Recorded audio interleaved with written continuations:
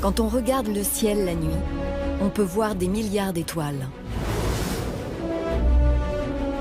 On ne peut alors s'empêcher de penser que forcément, quelque part dans l'univers, une autre forme de vie existe.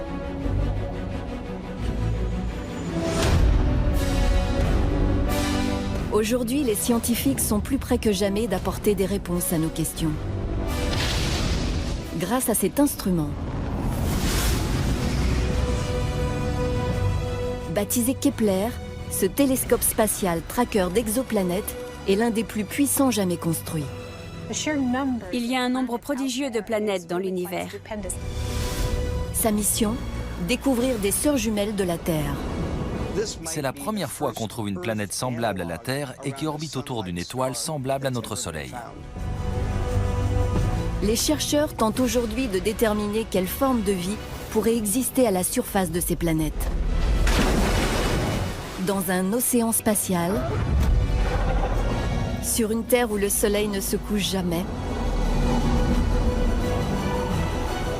ou dans un monde similaire au nôtre.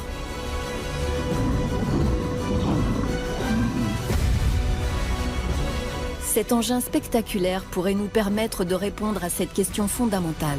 Y a-t-il au-delà de notre système solaire d'autres planètes habitables ?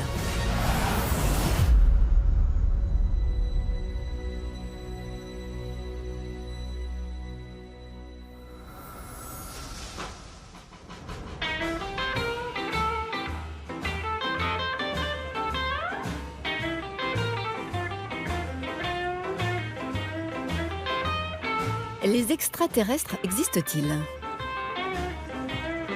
Y a-t-il une autre forme de vie ailleurs dans l'univers ? Voilà des questions auxquelles chacun aimerait pouvoir répondre.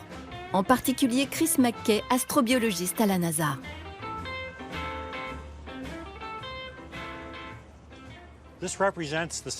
Ce décor traduit une fascination pour les extraterrestres. Je la partage. Je recherche une forme de vie extraterrestre. Je cherche à savoir si le processus qui a mené à l'apparition de la vie sur Terre et au développement de formes de vie complexes a pu se produire ailleurs. Les gens qui ont créé ce décor pensent avoir la réponse. Voici leur version. Mais la question qu'ils posent est au fond la même que la mienne. Sommes-nous seuls dans l'univers ?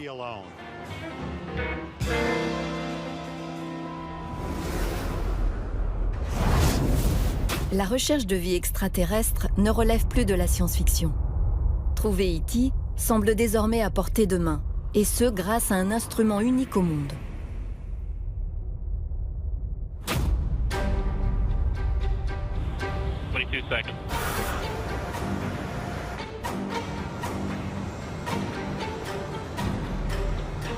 Cap Canaveral en Floride.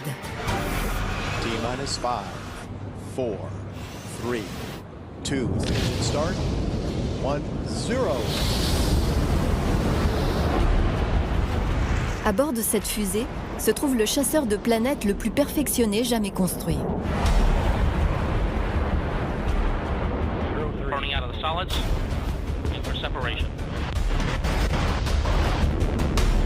Sa construction a coûté plus d'un demi-milliard de dollars et a pris 25 ans.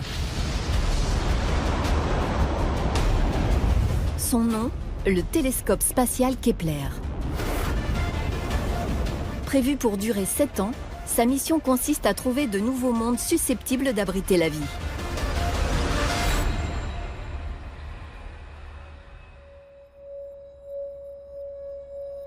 L'astrophysicienne Nathalie Batalla suit le projet depuis ses débuts. Ça a été vraiment magique de le voir décoller. Se dire qu'après toutes ces années de préparation, il partait enfin. Il montait dans le ciel. Ça a été un moment fabuleux. Un mois plus tard, le 7 avril 2009, Kepler livrait les premières photos prises lors de sa chasse aux exoplanètes. La sonde largue son couvercle de protection. Nathalie Batalla est l'une des premières personnes sur Terre à découvrir le spectacle.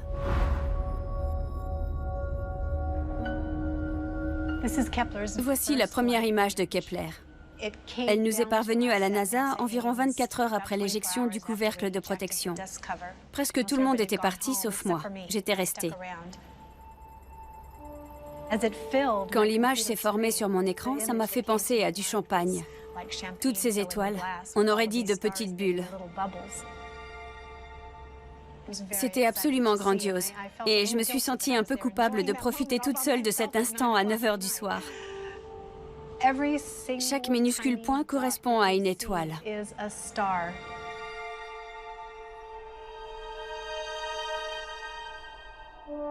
Kepler était braqué sur une petite portion de ciel près de la constellation du Cygne. Une région que l'on peut voir à l'œil nu en été lorsque le ciel est dégagé. Le champ de vision de Kepler est une région céleste qui fait à peu près la taille de ma main ouverte si je tends le bras. Dans cette portion de ciel, il y a 4,5 millions d'étoiles. Et ce n'est qu'une fraction de notre galaxie.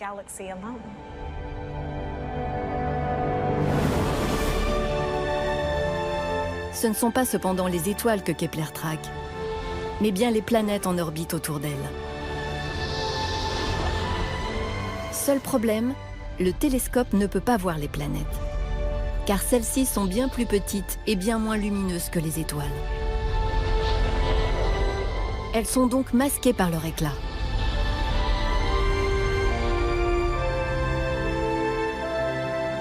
Grâce à ce projecteur, nous allons comprendre pourquoi. Imaginons qu'un papillon vole dans la lumière du projecteur. Est-ce qu'on peut le voir? Non. Même s'il réfléchit une petite fraction de la lumière émise par le projecteur, elle est bien trop faible pour être perceptible. Pourtant, il existe une solution. Lorsque le papillon passe devant le projecteur, une petite partie de la lumière qui aurait dû nous parvenir est bloquée. On peut donc détecter le papillon en mesurant précisément cette infime variation d'éclat du projecteur. Plus le papillon est gros, plus il bloque de lumière et plus l'éclat s'atténue. C'est comme ça qu'on peut détecter de petites planètes en orbite autour d'autres étoiles et mesurer leur taille. Pour détecter des planètes, Kepler doit surveiller en permanence des milliers d'étoiles. Lorsqu'une planète passe devant son étoile, elle en atténue l'éclat pendant un très bref laps de temps. Sur le papier, sur la courbe de lumière de l'étoile, cet événement se traduit par un creux.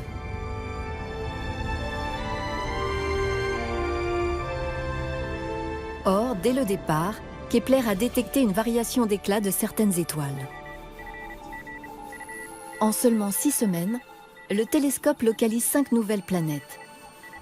En particulier Kepler 7b, une géante gazeuse plus massive que toutes celles de notre système solaire. Au fil des mois, les découvertes s'accélèrent. En juin 2010, 15 mois après son lancement, le télescope a répertorié plus de 700 planètes potentielles. Avant, il fallait des mois pour en trouver une. Grâce à Kepler, on en détecte désormais près de 2 par jour. Et ce n'est qu'un début. Très vite, le satellite va trouver ce qu'il cherche. Des mondes susceptibles d'accueillir la vie.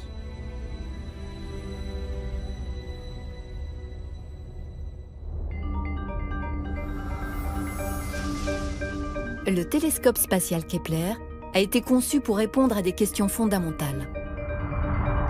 Combien y a-t-il de planètes dans notre galaxie et combien seraient à même d'abriter la vie? En seulement 1 an, le satellite en a découvert plus de 700, un nombre sans précédent. Il y a un nombre prodigieux de planètes dans l'univers. Ici, on n'en voit qu'un petit échantillon. Leur taille varie de la moitié du rayon de la Terre à plusieurs fois celui de Jupiter. Certaines de ces planètes sont très étranges.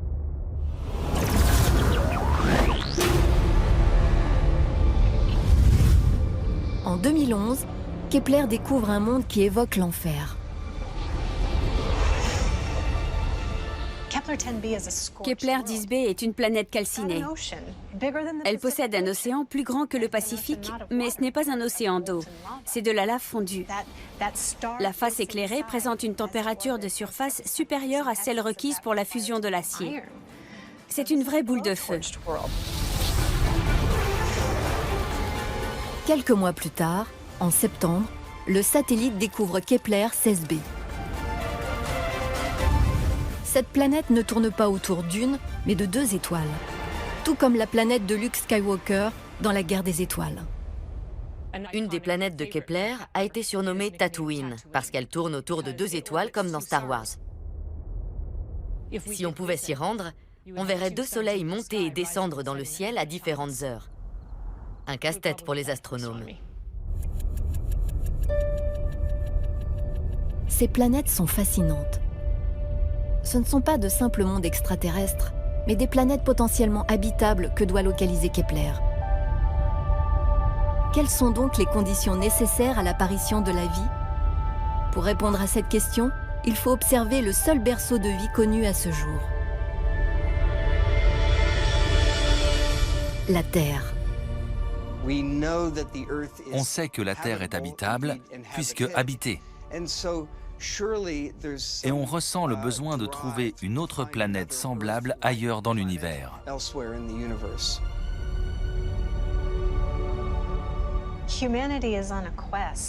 L'humanité s'est lancée à la recherche de la vie. L'objectif de Kepler est avant tout de déterminer s'il existe des planètes comme la Terre, où on sait que la vie s'est développée.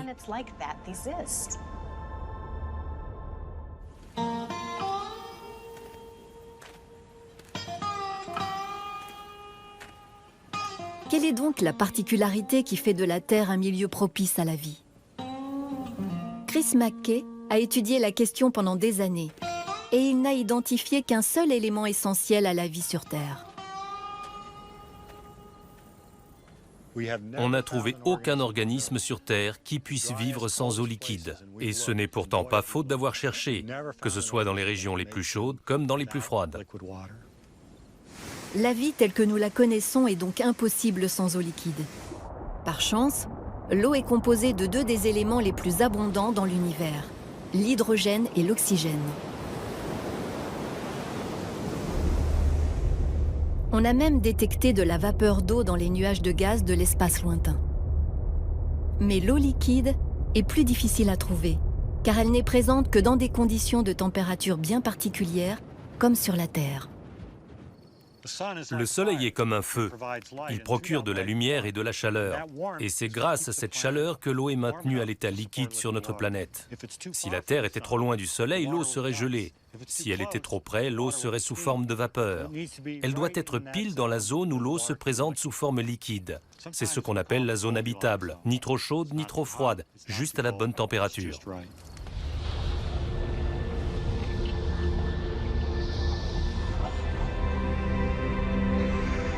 La mission de Kepler, dans cette zone d'habitabilité, est de trouver une planète par rapport à son étoile.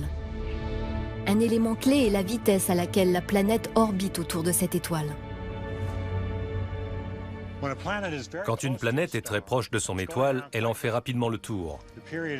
La période de révolution est courte. Elle peut accomplir un tour en seulement quelques semaines. Lorsqu'elle est plus éloignée, sa période orbitale est plus longue. Une planète effectuant une révolution en 7 jours sera très proche de son étoile et très chaude. Une planète accomplissant une révolution en 10 ans sera très éloignée et très froide. Les scientifiques recherchent une planète dont la période serait équivalente à celle de la Terre, soit approximativement 1 an. Mais pour confirmer l'existence d'une planète, il faut pouvoir observer au moins 3 transits, ce qui implique de collecter des données pendant des années. Mois après mois, Kepler poursuit sa surveillance. Enfin, le 5 décembre 2011, ses efforts sont récompensés. Kepler a découvert sa première planète dans la zone habitable, Kepler 22b, située à plus de 600 années-lumière. Kepler 22b confirmait pour la première fois l'existence de planètes à la bonne température. Elle est dans la zone habitable. Elle tourne autour d'une étoile semblable à notre Soleil, une étoile de type G. Et son orbite est similaire à celle que la Terre décrit autour du Soleil. Sa période orbitale est de 289 jours, presque 290. Cette planète pourrait présenter une température proche de celle de la Terre. Il se pourrait même que la vie s'y soit développée.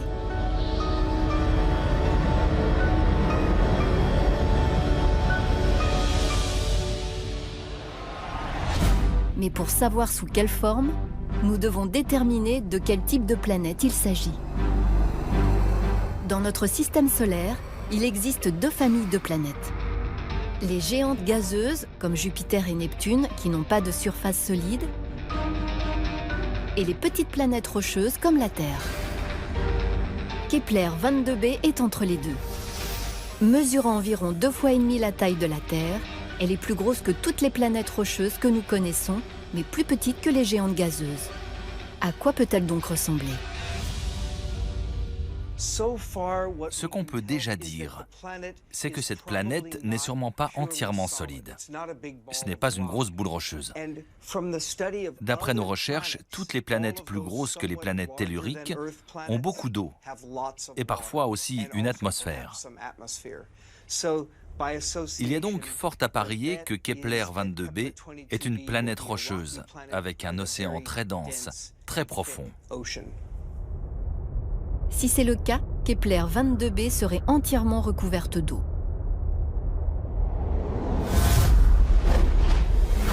Un monde rêvé pour les adeptes de la pagaie.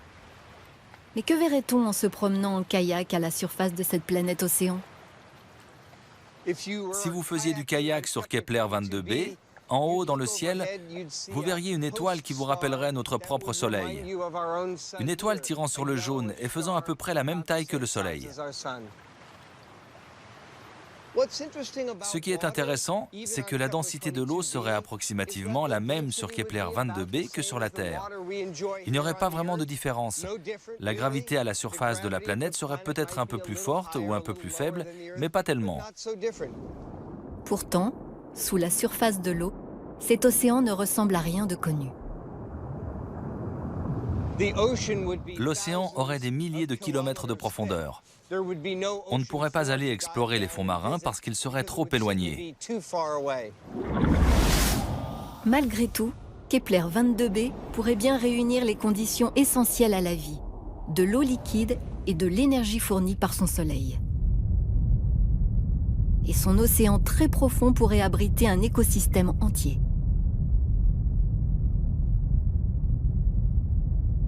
Mais quel genre d'écosystème au juste ? De nombreux scientifiques pensent que nous pourrions trouver sur d'autres planètes des processus existants sur Terre, comme la photosynthèse réalisée grâce à l'énergie solaire. Une fonction fondamentale que les êtres vivants doivent être capables d'assurer, c'est la collecte de l'énergie dont ils ont besoin.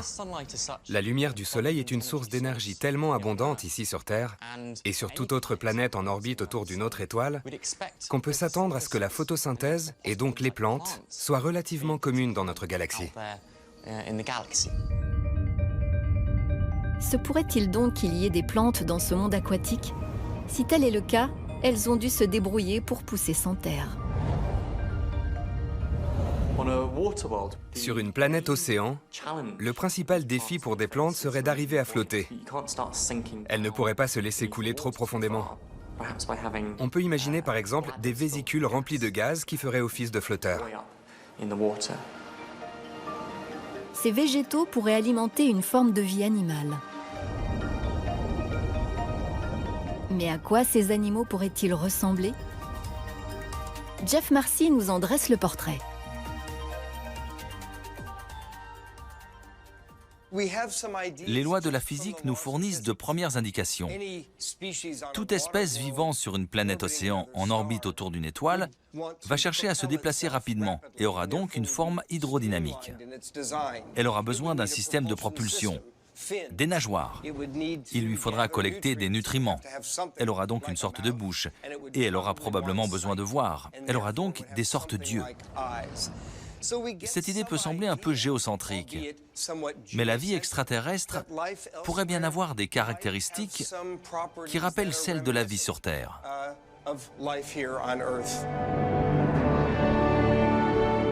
Les extraterrestres pourraient-ils ressembler à cela? Ces animaux nous semblent vaguement familiers. Et c'est dû à un mécanisme appelé évolution convergente. Ces deux animaux se ressemblent beaucoup. Ils ressemblent à des hérissons. Mais en fait, seul celui-ci est un hérisson. Il essaye de s'évader d'ailleurs. Cet animal-là appartient à une lignée évolutive bien distincte.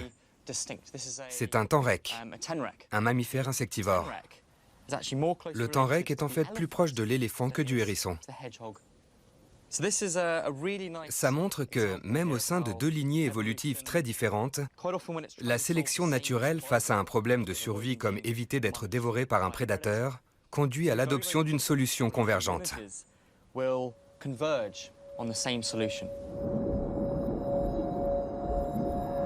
Deux animaux sans lien de parenté aucun peuvent donc finir par acquérir une apparence similaire, à l'image des dauphins et des poissons qui ont adopté une forme semblable. Sur une exoplanète, les mêmes mécanismes évolutifs ont pu conduire à l'apparition d'animaux ayant l'apparence de poissons. Il y aurait des poissons herbivores qui grignoteraient ces végétaux et d'autres poissons qui mangeraient ces herbivores. On aurait donc des proies et des prédateurs.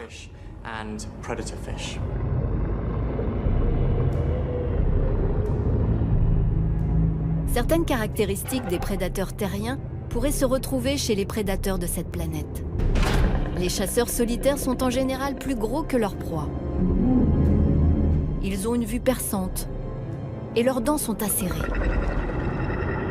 Mais il y aura probablement aussi des différences. Sur Terre, les poissons sont pourvus de mâchoires qui s'ouvrent verticalement. Mais elles pourraient tout aussi bien s'ouvrir latéralement.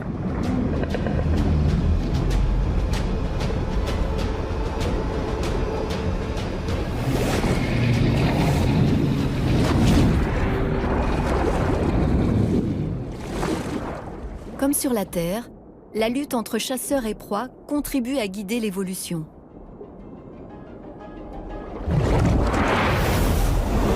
Pour nous, ce monde dénué de sol est bien peu accueillant. On ne risque pas d'y trouver de petits hommes verts. Mais Kepler va bientôt repérer une planète offrant des conditions plus propices à la vie terrestre.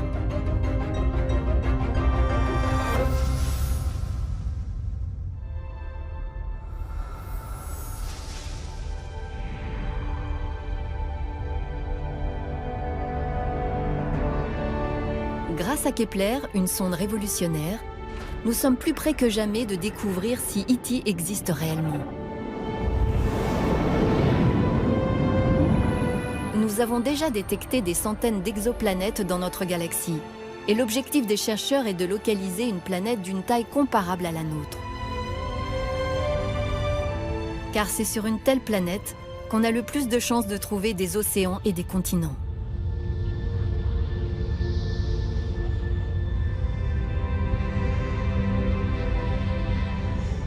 Le 28 février 2012, près de 3 ans après le lancement de Kepler, la NASA annonce la découverte d'un millier de planètes potentielles. L'une d'elles est en orbite autour de l'étoile KOI 2626. Mesurant environ 1,5 fois la taille de la Terre, elle est plus petite qu'une planète océan et suffisamment petite pour être rocheuse. Mais il y a un problème. Cette planète n'est pas en orbite autour d'une étoile comme notre Soleil, mais autour d'un autre type d'astre très différent, une étoile naine.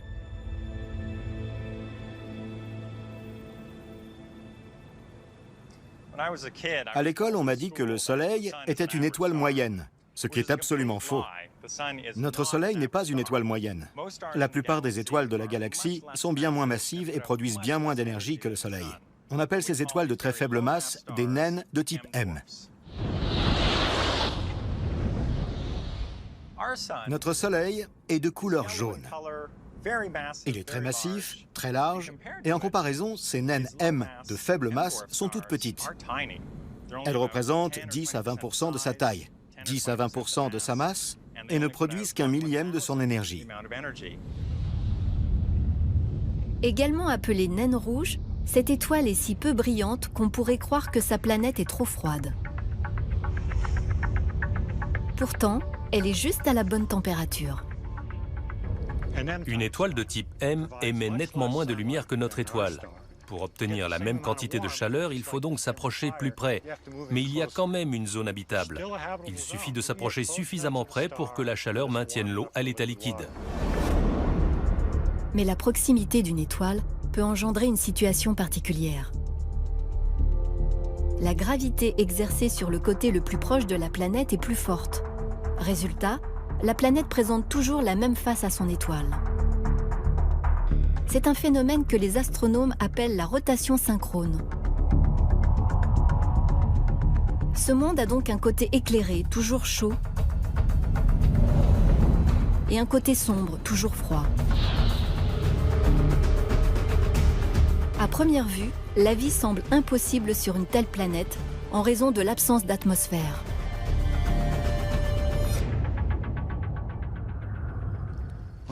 Quand on a proposé le modèle de planète en rotation synchrone, même dans la zone habitable, on s'est dit que du côté sombre, il devait faire très froid, au point que l'atmosphère s'était peut-être entièrement condensée. Tout le gaz carbonique normalement contenu dans l'atmosphère devait se présenter sous forme de glace, formant une gigantesque calotte polaire sur la face sombre, de la glace comme ce bout de glace carbonique.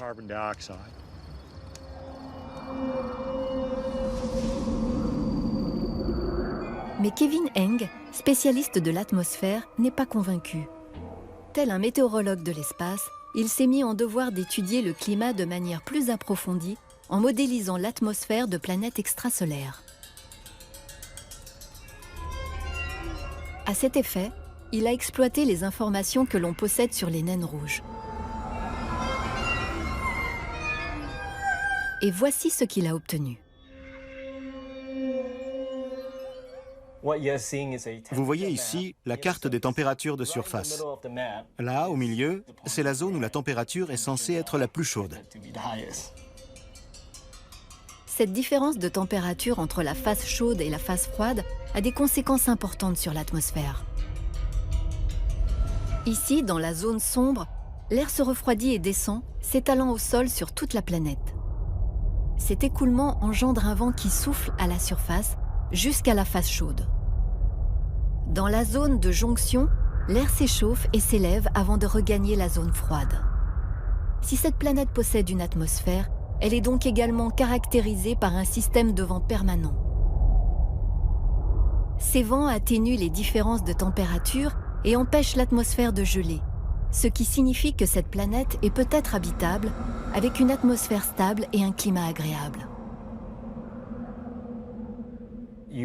On chercherait probablement à s'installer près de la ligne séparant la nuit du jour, ce qu'on appelle le terminateur, où la température est comprise entre 10 et 20 degrés.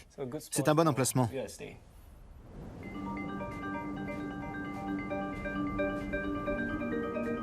Dans cette zone de transition, la vie serait étrange.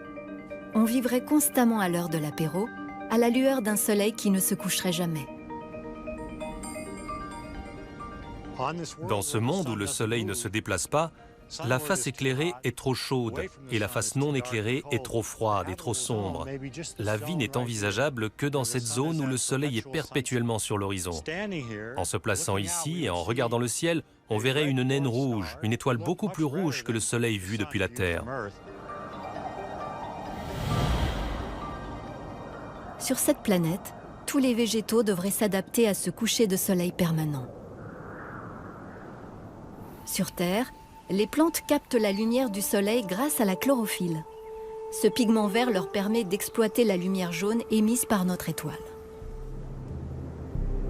Mais sur cette autre planète, les plantes auraient à absorber plus de lumière rouge et infrarouge. Les scientifiques pensent qu'elle serait probablement noire. Plus le pigment est foncé, plus il absorbe de lumière visible. En étant noir, ces plantes capteraient un maximum d'énergie solaire.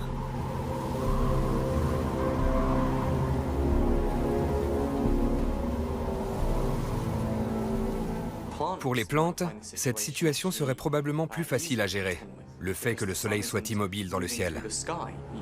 Elles s'orienteraient vers le Soleil comme des panneaux solaires. Mais sur une planète en rotation synchrone, il y aurait également des vents violents permanents, soufflant toujours dans la même direction. La forme la plus adaptée serait donc peut-être celle d'un panneau plat. Les plantes seraient un peu plus flexibles pour permettre au vent de glisser sur leurs feuilles en forme d'éventail.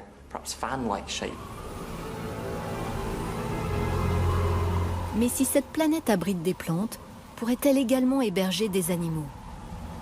Lewis Dartnell pense qu'on pourrait bien y trouver des espèces animales qui collectent les matières organiques produites par les végétaux.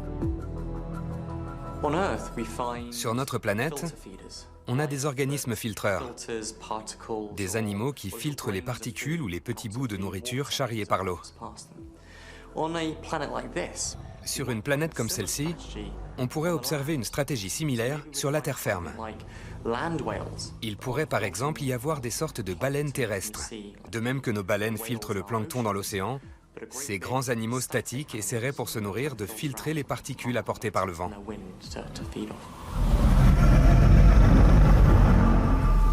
Une telle tactique étant peu fructueuse, ces animaux devraient ménager leurs forces en laissant le vent faire tout le travail. En l'absence de prédateurs, le fait d'être immobile ne leur poserait pas de problème. Toutefois, ils ne seraient pas à l'abri d'un danger mortel. Les éruptions solaires. Ces étoiles peuvent être très actives. Elles sont beaucoup moins lumineuses que le Soleil, mais peuvent produire d'énormes éruptions. Un organisme vivant sur une planète exposée à ces radiations serait soudainement plongé dans un bain de rayons X et ultraviolets. Même si ces animaux avaient une peau épaisse couverte d'écailles, les radiations seraient trop intenses pour permettre à la vie de se maintenir sur la face éclairée.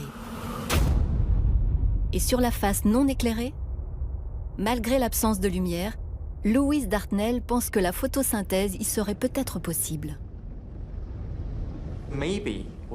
Peut-être trouvera-t-on même des organismes photosynthétiques se développant à la lueur de l'aurore, dans la partie plongée dans la nuit permanente.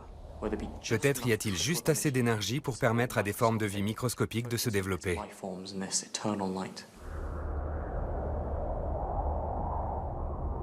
Toutefois, cette faible lueur ne peut guère convenir qu'à des organismes unicellulaires. Afin d'optimiser les chances de trouver des formes de vie complexes, Kepler doit repérer une planète qui ne soit pas en rotation synchrone. Une planète qui orbite autour d'une étoile semblable au Soleil, qui se trouve en zone habitable, qui soit rocheuse et enfin de taille comparable à la Terre. Or, malgré une abondante collecte, le télescope n'a pas trouvé la candidate idéale, du moins pas encore. Cette étoile porte le nom peu poétique de KOI 701.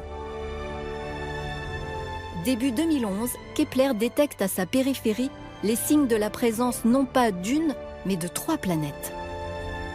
Dans ce système extrasolaire, la planète la plus extérieure semble se trouver dans la zone habitable. Mais la tâche des chercheurs est loin d'être finie. Avant de déterminer si cette planète est susceptible d'héberger la vie, ils doivent auparavant vérifier qu'elle existe bel et bien. Jeff Marcy s'attelle à la tâche à l'aide d'un énorme télescope situé à Hawaï. Dans quelques secondes, on va partir pour KOI 701. Notre travail est de vérifier si ces planètes existent. S'agit-il réellement de planètes ou s'est-on trompé quelque part? C'est parti. Direction KOI 701. Vous voyez les coordonnées du télescope qui changent? Le télescope du Mauna Kea pivote sur les coordonnées de KOI 701. Ah, la voilà. Là. Parfait. À en croire le scientifique, il s'agit bien d'une planète habitable, mais il y a un hic. La troisième planète se trouve bien dans la zone habitable, mais c'est une grosse planète, comme 22B. Elle est probablement recouverte d'eau. L'équipe s'apprête à publier ses résultats lorsqu'un événement extraordinaire se produit. L'article sur 701.03 a été bouclé, bien emballé, avec un joli ruban autour, prêt à partir chez l'éditeur. Et là, on reçoit un mail d'un de nos collègues nous disant qu'il a repéré un autre signal intéressant dans les données. Le signal détecté à la dernière minute par le collègue en question pourrait se révéler la plus grande trouvaille de Kepler à ce jour. Autour de KOI 701 ne gravitent pas 3, mais 4 planètes. Et cette quatrième planète est juste au bon endroit et fait juste la bonne taille. On a examiné les données plus attentivement et il y avait bien une autre planète, en plein dans la zone habitable, et juste un peu plus grosse que la Terre.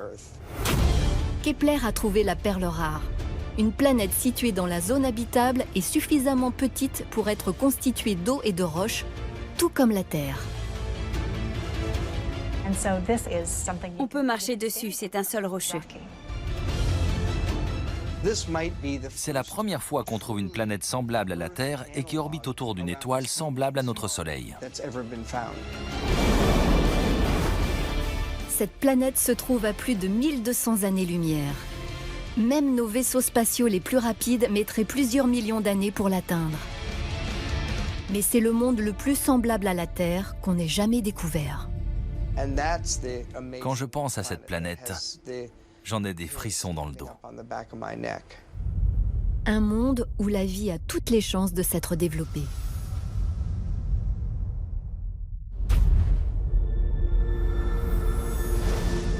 Le télescope spatial Kepler a donc détecté un monde suffisamment petit pour être rocheux, comme la Terre, et suffisamment chaud pour que de l'eau liquide puisse y exister.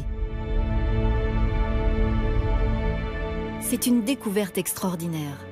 Tout comme la Terre, cette nouvelle planète est peut-être couverte d'océans et de déserts, de montagnes et de rivières. Peut-être abrite-t-elle des formes de vie aussi variées que notre planète. Des êtres ayant colonisé les océans, les airs ou encore la Terre. Toutefois, étant 40% plus grosse que la Terre, 701.04 sera différente sur un point. La gravité y sera probablement plus forte. Dans cet autre monde, tous les gestes qui nous semblent naturels ici sur Terre seront un peu plus difficiles à accomplir. Aussi, tous les organismes vivants devront s'adapter. Les animaux s'adapteront à la force de gravitation accrue. Ils développeront une ossature plus solide et des pattes plus larges pour supporter un poids plus important. On ne verra plus de pattes fines et légères.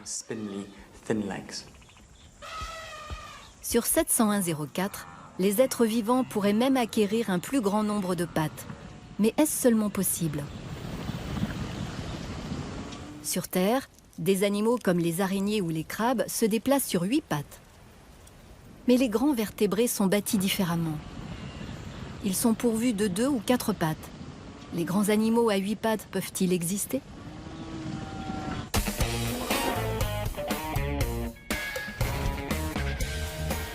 Bill Sellers est peut-être à même de répondre à cette question. Spécialiste en biomécanique, il étudie la façon dont se déplacent les animaux. À l'aide de simulations numériques, il a même reproduit la démarche des dinosaures.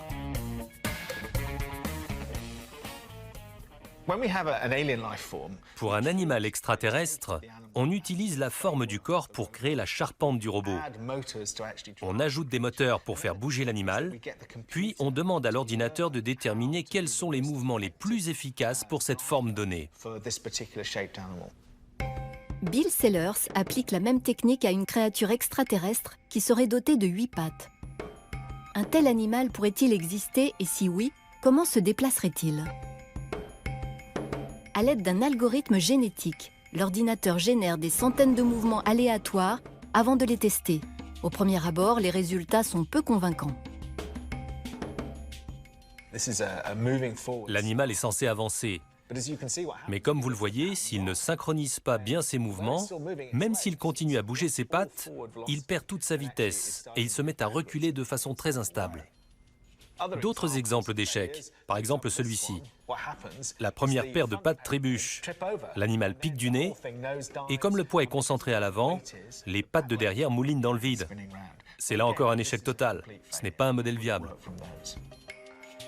L'ordinateur sélectionne les meilleures séquences et génère de nouvelles variations. En répétant ce processus des milliers de fois, et après des semaines de calcul intensifs, on finit par inculquer la marche à notre animal extraterrestre. Une fois que le processus évolutif est terminé, on obtient cette démarche très stable, très efficace. Ce travail montre que cet animal à 8 pattes peut s'accommoder, mécaniquement parlant, d'une gravité plus forte. Il est donc possible que cette nouvelle planète semblable à la Terre abrite des animaux à 8 pattes capables de se déplacer à sa surface. Du fait de la gravité accrue, ces animaux présenteraient d'autres particularités. La gravité étant plus forte, il faut éviter d'avoir à se pencher en avant et à se redresser, pour ne pas avoir à lutter en permanence contre la gravité. Les herbivores broutant la végétation basse auraient donc une sorte de trompe, comme les éléphants, pour pouvoir se nourrir sans avoir à se pencher sans arrêt. Bien sûr, cette recherche n'en est qu'à ses débuts, et les scientifiques ne peuvent qu'émettre des hypothèses. Mais grâce à Kepler, on sait aujourd'hui qu'il existe d'autres mondes où des formes de vie se sont peut-être développées. Depuis Kepler, les découvertes d'exoplanètes se sont multipliées, mais ce qui réjouit particulièrement les chasseurs de planètes, c'est le nombre de mondes potentiellement habitables dans l'univers. Près de 900 planètes candidates sont ce qu'on appelle des super-terres. Le rayon de ces super-terres peut faire jusqu'à 2 fois celui de notre planète. Et cette moisson d'exoplanètes montre que ces petites planètes, des planètes comme la Terre, sont peut-être très répandues. C'est une avalanche de petites planètes, un tsunami. D'après les données engrangées par Kepler, les scientifiques estiment qu'une étoile sur 6 possède une planète de la taille de la Terre. Il pourrait y avoir 17 milliards de terres potentielles dans notre seule galaxie. Nous vivons aujourd'hui un moment exceptionnel. Le télescope spatial Kepler a identifié plusieurs milliers de planètes. Et ce qui est frappant, c'est que certaines sont un peu plus grosses que la Terre et pourraient tout à fait avoir la composition adéquate, roche et eau, pour héberger la vie telle qu'on la connaît.